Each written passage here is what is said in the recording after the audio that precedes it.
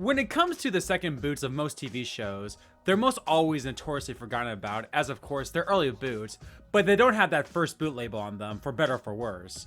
So that got me thinking about the second boots of Hell's Kitchen, and if they were indeed as bad as the first boots, had some talent that just got unlucky, or flat out deserved their second boot status.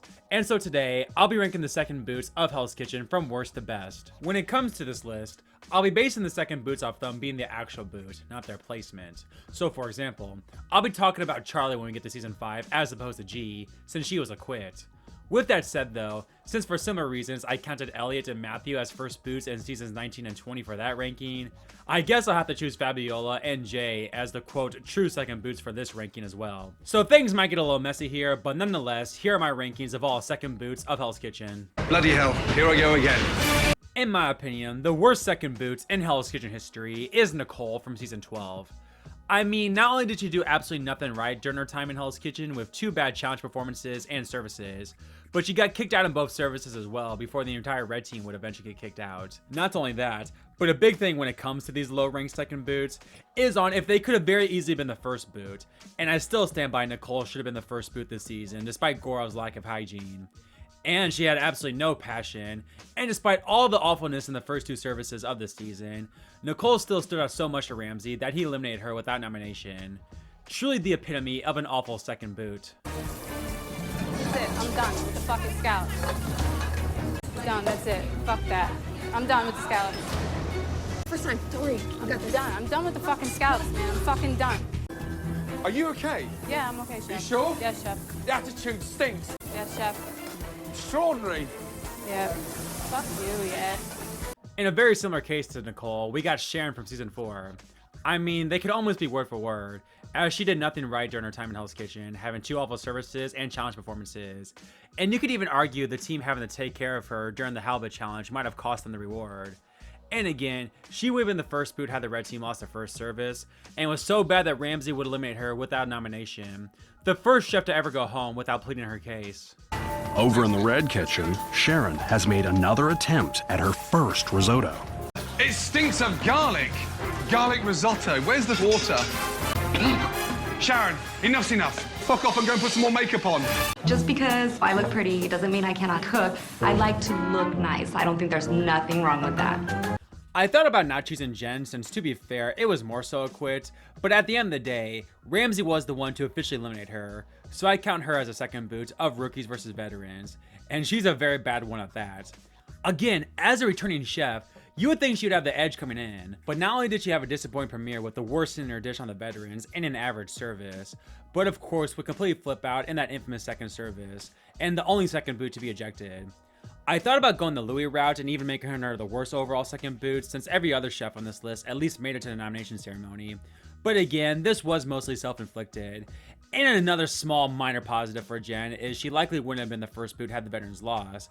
But nonetheless, it is pretty pathetic that a returning chef can be this low on a chef ranking. But that's Jen Gavin for you, ladies and gentlemen. All of you story. No, you're lying. Hey, all of you, come here. Hey, take your apron off and get out. Yeah, I will. Don't Front worry door. about it. Set me Where? up. I'm steady bringing you. Who set you up? And you throw the pan You're on making an me and say I didn't excuse. do enough. You're lying. Have a good one, Chef. You're lying. But you're not going to keep this Bullshit. Get out. Get out. We got another odd case here, and that this person is technically the second boot by Ramsey, but eliminated after only 1 service. So it might be truly hard to compare this chef to every other chef on this list. But again, since I counted Louis as the first boot for season 6, I will count Melinda as a second boot here, and she's obviously a bad one at that. She gave a very bad, and for that matter, odd sin in her dish, and had one of the most infamous mistakes in Hell's Kitchen history, literally breaking Ramsey's voice, and made her the first boot standout on the red team despite over half the team struggling that night. Again, there's no doubt in my mind she could have very easily been the worst second boot of all time had she lasted another episode. But I am being a little gentle considering we only have 1 service to base her off of. But then again, I can't imagine anyone would have faith in Melinda making the most of a second chance. Look at all this fucking... How many portions are you putting in there? Look! Look! What the fuck is that? Look at it! What are you doing, Melinda? You're making me mad! Yes, chef. Fucking mad! Yes, chef. At number 19 is Jay from Hell's Kitchen Young Guns. Now, he's obviously no Matthew, the technical true second boot of the season, But since I am choosing Jay due to circumstances, he's not that great either. He arguably did the worst out of the men in the premiere with the best dinner dish, and likely would have been the first boot of the season had Matthew not existed. And despite the pandemonium that was Chicken Gate, Ramsey couldn't overlook Jay's performance on Garnish that night, and his performance this season in general. Really not that much to like about Jay's run this season, despite seeming like a cool guy. Where's the garnish? I've got no garnish. See, oh, fuck off. See, he hasn't even got the fucking garnish on. Come here. I was focused on the wrong thing, Chef. Come here. Just come here. What are you focusing on? I was looking at the wrong ticket. What is going? Two Wellington, one strip, one lamb. And you're not ready with the garnish? I just forgot the Wellington garnish, Chef. Can you hurry up then, please? Yes, I can, Chef. Come on, guys. Pick it up, please. Chef. You got this. I actually kind of forgot how bad of a second boot this next chef is, but that is Claudia. Now, I mostly thought it was her laughing at the worst of times that did her in, but even outside of this, she had arguably the worst in her dish on the red team, and struggled in all 3 services she competed in. A big reason why the red team didn't win a single service challenge between the first 3 episodes. All of you. Hey, no, hey, she's laughing her head off. No, I'm not. Hey, all of you, get out. And come back to me with 2 nominees, weakest chef. And possibly without any giggling. I did not laugh, Chef. I did not laugh. Get out.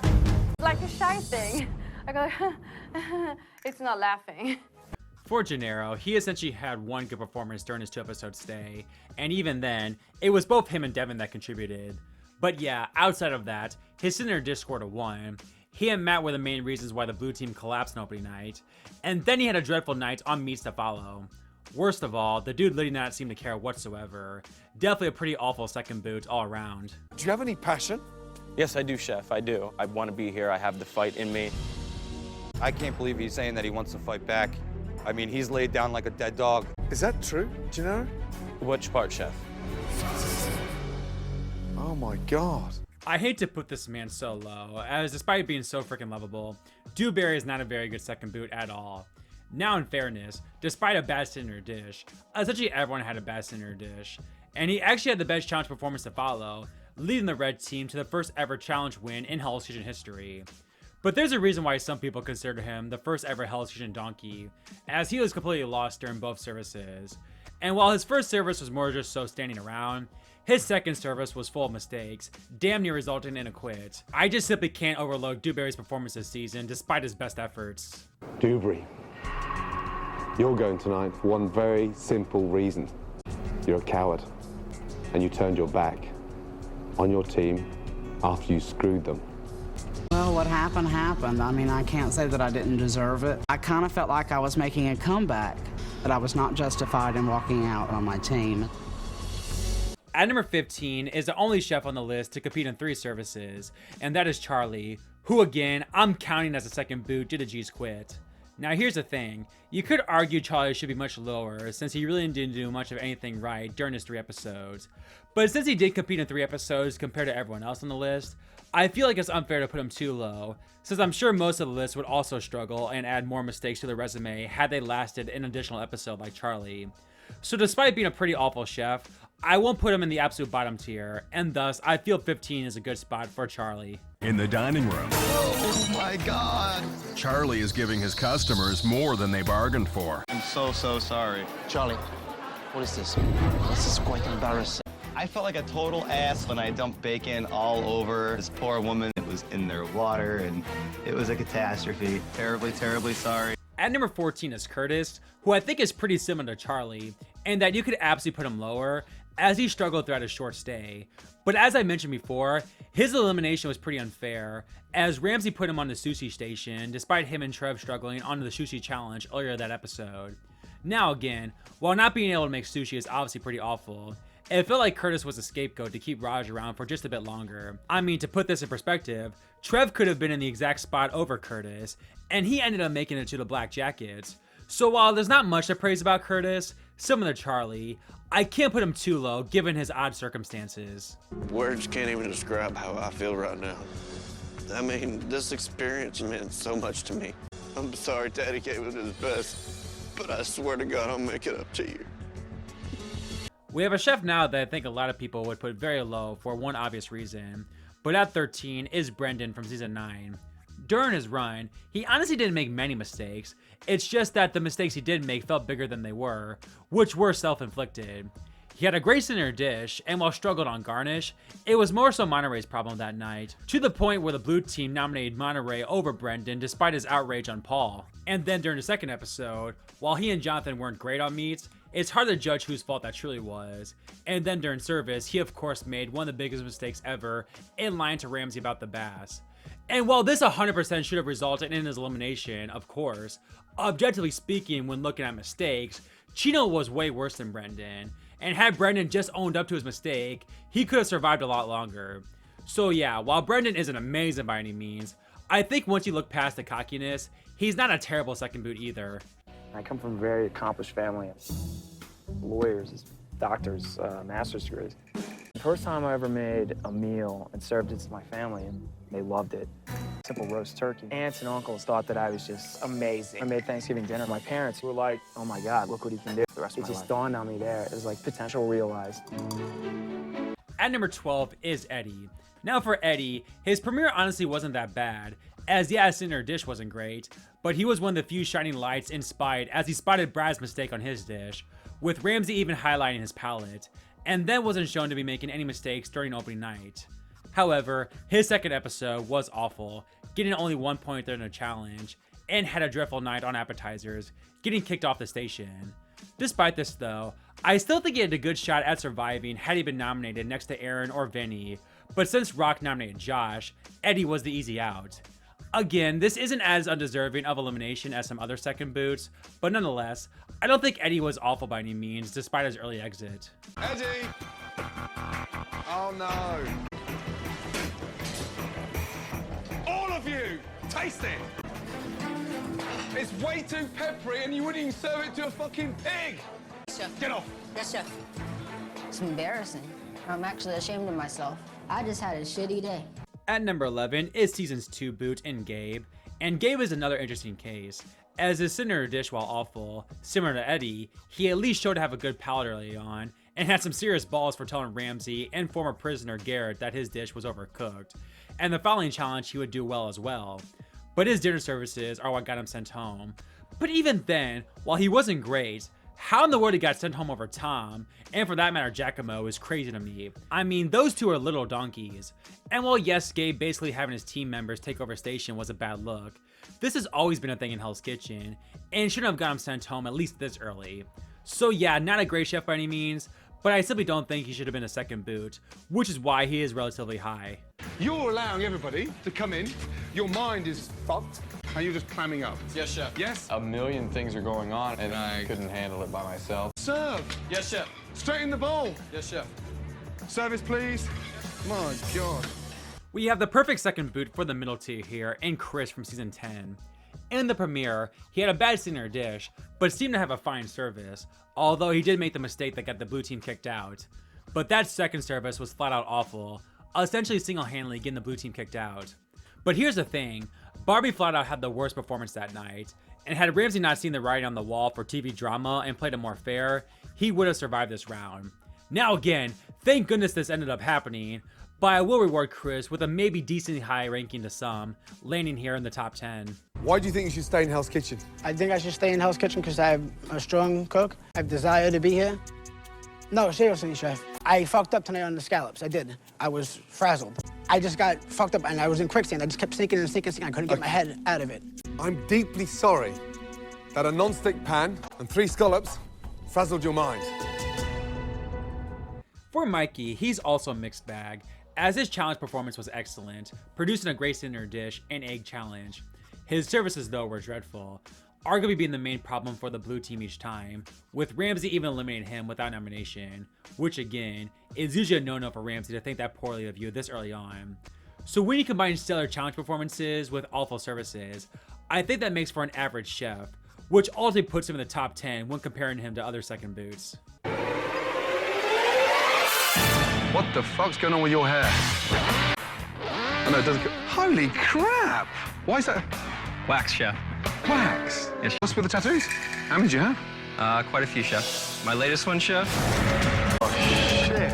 Oh, wow. Oh, my God. I have just one word, and it's what the fuck. We got a very similar case to Mikey here, and that is Cameron. He arguably had the best dinner dish out of the second boots here, getting a 4, and even his second challenge performance wasn't that bad, despite him feeling like he let his team down for some reason. And that's the thing about Cameron. While he wasn't great by any means, the way he talked about himself, though, would make you think he's an all-time bad chef. So while below average, but not awful by any means line cook, and a great challenge competitor, I think that averages out to a frankly above average ranking when it comes to these second boots, landing here at number 8. I really, really, really wanted to win and show everybody that I'm a good cook, I'm a great person, that I deserve it. I buckled under the pressure. I was intimidated, and I lost my sense of cooking. I'm not as smart as I think I am, I guess. At number 7, we actually have Janae. And she honestly wasn't great whatsoever during her time in Hell's Kitchen, struggling above challenges, and then was a big reason why the red team got kicked out in the second service after a slow start on the appetizers. However, the reason why she isn't lower, and in general very high all things considered, is due to her great opening night. Again, Fish Station is usually the hardest station, especially on opening night, but Janae absolutely dominated, with her only mishap being a miscount, and a big reason for the best opening night Hell's Kitchen had seen up until that point. So yeah, if it wasn't for this, she would be a lot lower, but that opening night performance alone rises her up to number 7. Walking scallops. Nice. Yeah. Oh wait, I'm short. Ah. Oh, fuck me. Janae, Yes, sir. 2 times 5. 10. Are you okay? I'm missing 2 scallops. It's not funny.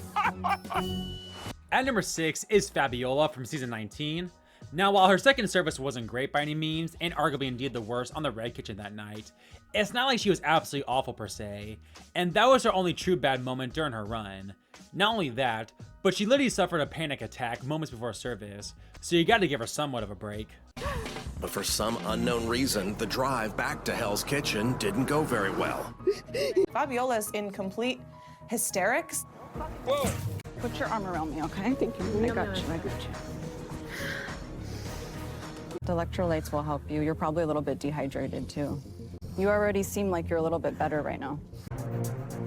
Fabiola, how you feeling? Much better, chef. Well, I'm really anxious to get into service, but I'm gonna do my best. That's all I can do. At number 5 is a pretty forgettable second boot, but for that reason, I think it justifies her being pretty high, with that being Sharkina. And again, while she didn't exactly have any shining moments like some of the boots above or even below her, she didn't suck by any means, with even her elimination service not being that bad at all compared to most second boots, as she had 1 bad fish dish and was actually the 3rd nominee of the night, as for some reason, Ramsay wanted 3 noms that night instead of the usual 2. And thus, she would have likely avoided nomination and elimination had it been the normal 2 chefs nominated that episode. Okay, what about this? Not good. It's a little dark, or the skin is burnt. Skin is not burnt. It's not burnt.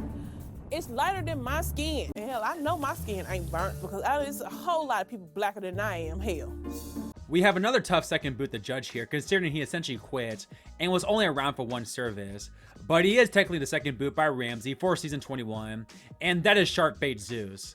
And hey, despite being an oddball, the man had a damn good premiere, having a great signature dish, and was in consideration for the punishment pass.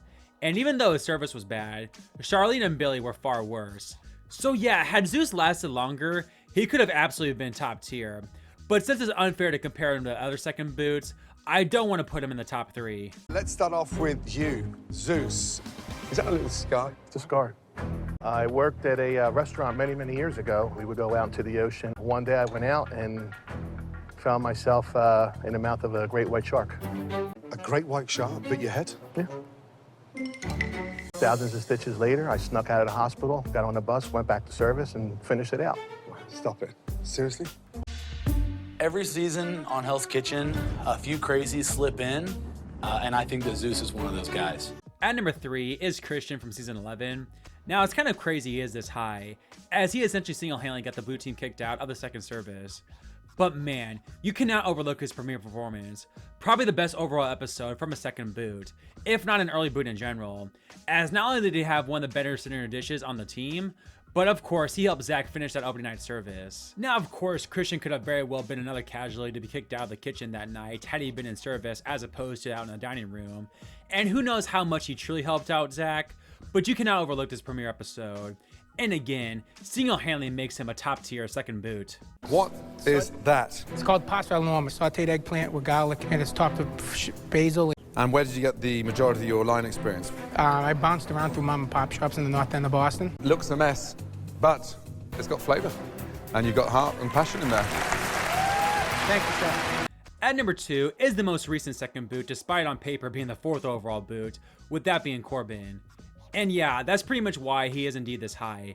Because like, how in the world did he go home on a night where the blue team had already lost 2 members due to injury? Like, it feels like Corbin suffered in order for the show to have its first ever triple elimination. Again, if Corbin was absolutely terrible, it would have made sense. But like, during his Hell's Kitchen stay, he basically made no mistakes, and more so got in trouble for standing around like the Statue of Liberty, which granted isn't a good look, but again, given the circumstances around Corbin here, I feel like you have to consider him a top tier second boot. He's meat heavy here. Get over there and help Brandon, will you? Yes? Having Corbin stand there like a statue next to me, passing his towel back and forth between his hands. Corbin, you're standing there like the Statue of Liberty. Yes, chef. You gotta talk, you gotta communicate. Yes, chef. But to me, the best second boot in Hell's Kitchen history is Ashley from All Stars. And yeah, this shouldn't be too much of a surprise, as literally the only mistake she made and reason why she was eliminated at all was due to yawning.